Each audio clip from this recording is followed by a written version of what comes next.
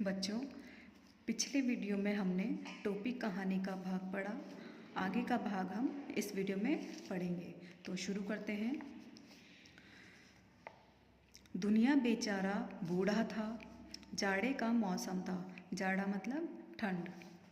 उसके तन पर वर्षों पुरानी तार तार हो चुकी एक मरजई पड़ी हुई थी। तन मतलब शरीर, मरजई मतलब कपड़ा। जो दुनिया था रुई साफ करने वाला, तो उसके शरीर पर एक बहुत पुराना कपड़ा था। वह कांपते हुए बोला, तू जाती है कि नहीं? देखती नहीं? अभी मुझे राजा जी के लिए रजाई बनानी है।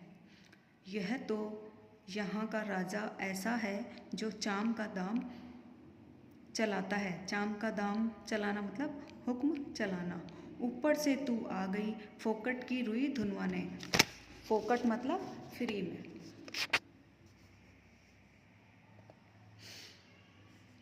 उग्र न करो पहिए। उग्र मतलब ऐतराज करना। गवरैया बोली, मैं तुम्हें पूरी उजरत दूंगी। उजरत मतलब मूल्य। इसे धुन दो भैया, आधा तू ले ले, आधा मैं ले लूँगी। दुनिया को अपनी ज़िंदगी में आज तक इतनी खरी मजदूरी कभी न मिली थी। 16 आने में 8 आने मजदूरी तो इसके लिए सपना थी। वह झट से तैयार हो गया। झट से मतलब जल्दी से। धर चो उसकी तांती बज उठी। तांती जिससे कि वह रुई को धुनता था। उसने बड़े मन से रुई धुनी। लो इसे। उसमें से आधा धुनिए ने ले लिया और आधा गवरैया ने। इससे उत्साहित गवरैया एक कोरी के यहाँ गए। कोरी होता है कताई करने वाला, जो सूत बनाता है ना, उसे कहते हैं कोरी। और कहने लगे, कोरी भैया इस धुनी रुई से सूत कात दो। सूत कातना मतलब सूत बना दो। कोरी की कमर झुकी हुई थी। उसने उस बदन पर धज्जी धज्जी हो चुका एक धुस्सा डाल रखा था। धुस्सा धज्जी धज्जी मतलब छोटे छोटे टुकड़े होना। और मोटा कंबल, धुस्सा होता है मोटा कंबल। जो कोरी था उसने कंबल पहन रखा था जिसपे छोटे छोटे छेद हो रखे थे और वो फट रखा था कंबल। वह बड़ी अनिच्छा से बोला। अनिच्छा मतलब बेमन। तुम लोग यहाँ से भागते हो कि नहीं? देखते नहीं अभी मुझे राजा जी के अचकन के लिए सूत काटने हैं। अचकन होता है लंबा कुर्ता। मुझे फुर्सत नहीं है मुफ्त में मल्हार गाने की। मल्हार एक गीत का प्रकार होता है। तो जो कोरी था उसने सूत काटने से मना कर दिया क्योंकि वो मुफ्त में काम नहीं करता। भैया, इस मुल्क में सब काम क्या राजा जी के लिए ही होते हैं? मुल्क मतलब देश। गौरैया ने कहा, क्या यहाँ इस देश में सभी काम सिर्फ राजा के लिए ही होते हैं? तू किस मुल्क से आई है? तो कोरी ने कहा, तू किस देश से आई है? कोरी ने उसे भर आँख देखा। मतलब कि भर आँख देखना मतलब एक नज़र देखा। जानती नहीं यहाँ का चलन खट मरे बरधा बैठा खाए तुरंग। मतलब कि इसका मतलब है मेहनत करे कोई और फल खाए कोई और। यहाँ सब काम राजा जी के नाम पर और राजा जी के लिए होता है। राजा जी के लगवे भगवे भी तो बहुत है। इसी में उनका भी काम होता है। लगवे पगवे मतलब चमचे। जो राजा जी है उनका काम भी होता है इस देश में, और उनके जो चमचे हैं उनका भी काम होता है।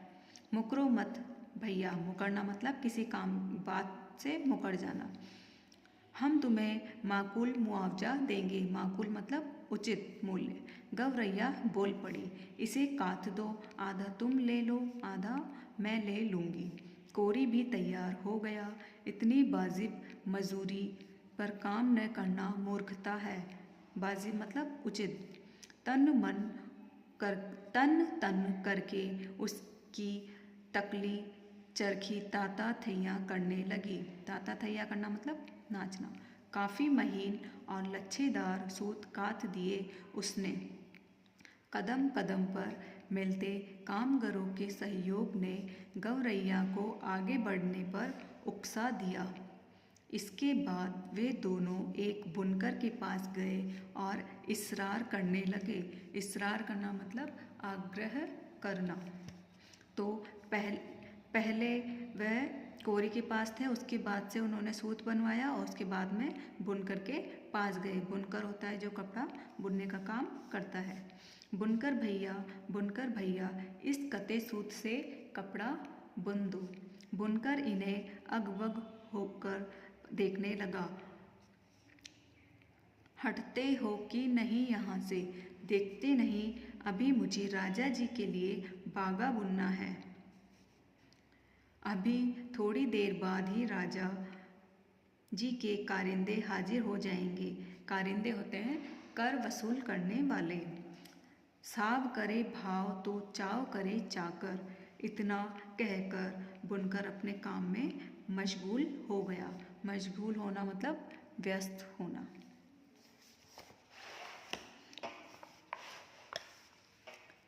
इसे बुन दे भैया, गौरैया ने साहस संजोकर कहा। साहस संजोना मतलब हिम्मत बढ़ाना। हम सैंत मैत का काम नहीं करवाते। सैंत मैत मतलब मुफ्त में। हम मुफ्त में काम नहीं करवाते। इसे बुन दे और आधा तू ले ले, आधा हमें दे दे। बुनकर ने देखा कि सौदा बुरा नहीं है। वह तैयार हो गया। सूत अपनी ओर खींचकर ताना बाना पसार दिया। उसका करघा चलने लगा। ढरकी लुढ़कने लगी। थोड़ी ही देर में उसने काफ़ी मफश और दबीज कपड़ा बुन दिया। मफश काफ़ी गफश मतलब घना बुना हुआ और दबीज मतलब मजबूत। आधा उसने ले लिया और आधा इन्होंने। जब बुनकर ने कपड़ा बुना तो उसके 2 टुकड़े किए। आधा उसने ले लिया और आधा गौरैया को दे दिया। गौरैया ने 3/4 मंजिल पार ली थी। मतलब कि जो गौरैया टोपी बनवाने की जिद में थी, उसने काफ़ी अपना जो काम था वह पूरा करवा लिया था। कपड़ा लिए लिए वह दर्जी के पास जा पहुंची। दर्जी भैया इसकी टोपी सिल दो।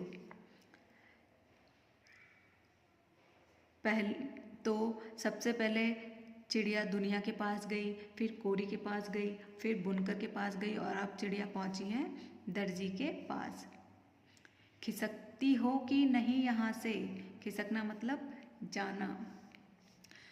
दर्जी रोष से बोला। रोष करना मतलब गुस्सा करना। देखते नहीं, राजा जी की 7वीं रानी से 9 बेटियों के बाद 10वां बेटा हुआ है। अब उस 10 रत्न के लिए मुझे ढेरों झब्बे सिलने हैं। झब्बे होते हैं छोटे बच्चे जो झबला पहनते हैं, उसको कहते हैं। दर्जी के माथे पर पसीना पहुँचते हुए ठंडी आह भरी। कुछ देना न लेना, भर माथे पसीना। क्योंकि राजा महाराजाओं के जो भी काम होते हैं लोगों को मुफ्त में करने होते हैं और यदि वो नहीं करते तो उन्हें सज़ा मिलती है। तो इसी वजह से वो दर्जी कह रहा था, कुछ लेना न देना, भर माथे पसीना। हम तो भैये बेकार में कुछ करवाते नहीं। बेकार में मतलब मुफ्त में, बिना पगार के, बिना मजदूरी के। गौरैया बोली, इस बुने कपड़े की टोपी सिल दे, बल्कि 2 टोपियाँ सिल दे। एक तू ले ले, एक हम ले लेंगे। मुँह मांगी मजदूरी पर कौन मूंजी तैयार न होगा। कच कच उसकी कैंची चल उठी और चूहे की तरह सर उसकी सुई कपड़े के भीतर बाहर होने लगी। बड़े मनोयोग से, मतलब कि पूरा मन लगाकर उसने 2 टोपियाँ सिल दी।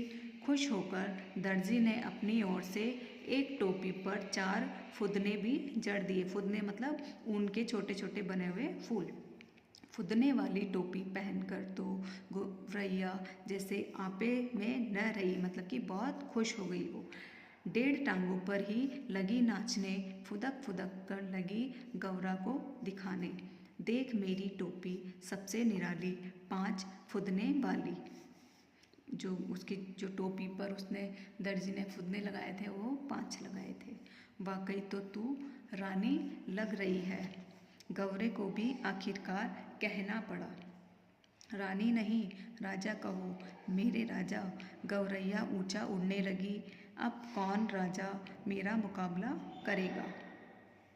टोपी पहनते ही उसके मन में एक नए हुलस ने जोर मारा, मतलब कि उसको एक नई इच्छा और हो गई कि क्यों न इस मुल्क के राजा का भी एक बार जायजा लिया जाए, जिसके लिए इतने सारे काम होते हैं। जो जब चिड़िया कई लोगों के पास गई टोपी बनवाने के लिए, तो दर्जी के पास, बुनकर के पास, कोरी के पास, दुनिया के पास, तो सभी जगह से उसे यही सुनने को मिला कि वह सभी राजा के लिए काम करते हैं।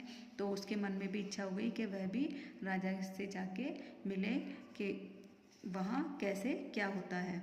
उड़ते उड़ते वह राजा के महल के कंगूरे पर जा बैठी। कंगूरा होता है ऊंचा शिखर या चोटी, सबसे ऊपर का हिस्सा, जो भी मंजिल होती है उसके सबसे ऊपर के हिस्से को बोलते हैं शिखर या चोटी। तो बच्चों, आज हम इस वीडियो में यहीं तक पढ़ेंगे। इस कहानी का अगला भाग हम पढ़ेंगे नेक्स्ट वीडियो में।